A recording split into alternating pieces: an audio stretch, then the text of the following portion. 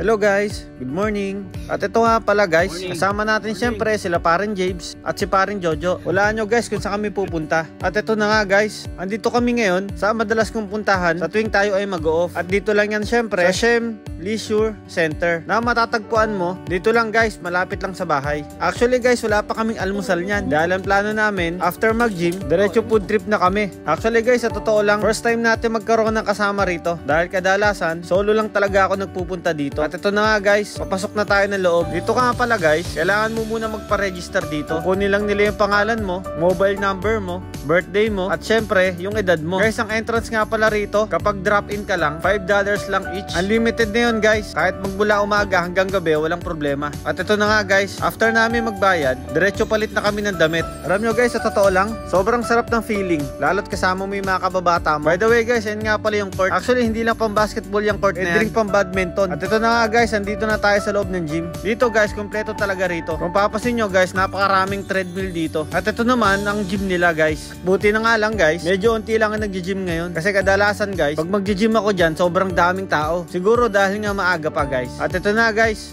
unang sabak sa treadmill muna tayo. In short, mag-cardio muna tayo guys. Kadalasan guys, pag nag-gym ako, ito talagang inuuna ko guys, cardio. At ganoon din si paring James guys. Inuna din niya ang cardio gamit ang treadmill. At ganoon din syempre si paring Jojo. Napakagwapo naman itong bata na. Nakikita nyo ba sa kanya guys si Drew Arellano? Ayun no, kumindat pa. Sa totoo lang guys, gaya ng sabi ko sa inyo kanina, sobrang sarap ng feeling ng ganito. Yung tipong kasama mo yung tropa mo o yung mga kababata mo, nasa dinami-dami ng lugar. Dito pa mismo kayo sa Canada magkikita. Actually guys, hindi namin na-expect tong ganito. Dito sa Canada, dito pa kami magkikita. Minsan hindi pumasok sa isipan namin to. At ito na nga guys, buhat naman tayo. Actually guys, ang routine ko ngayon is tirahin yung shoulder at yung bicep natin. Grabe, kabibigat ng mga dumbbell dito. Pero ika nga nila, no pain, no gain. So after nating mag-gym, dumiretso na ako guys dito sa court. At yan nga, naubutan na natin naglalaro sila paring James at paring Jojo. At may kalaro pa silang lokal. Alam nyo ba guys kung kailan huli namin laro ng basketball? Ako sobrang tagal na yata. Mga bata pa yata kami nung mga time na yun. Sabagay guys, hanggang ngayon puro bata pa naman kami.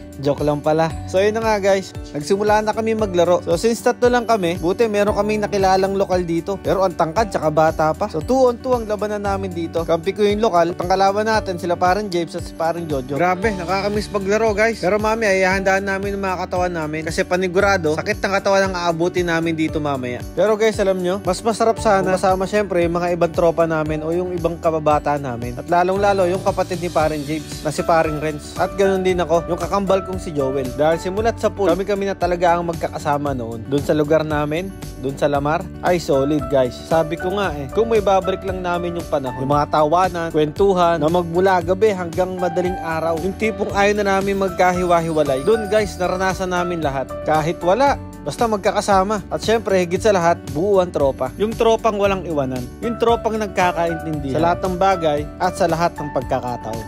So ito na nga guys, pack up na kami. Actually kanina nag-sauna pa kami guys. After ng sauna, diretso hot tub na kami. Ay grabe, ang sarap sa pakiramdam. Kaso nga lang guys, sobrang gutom na kami. Pero guys, kanina naisip na namin kung saan kami kakain. At alam nyo kung saan? Yan ang malalaman nyo mamaya. Panigurado, food trip talaga to. Ikaw ba naman? Walang almusal tapos diretso gym. Paubang plato sa amin ito mamaya.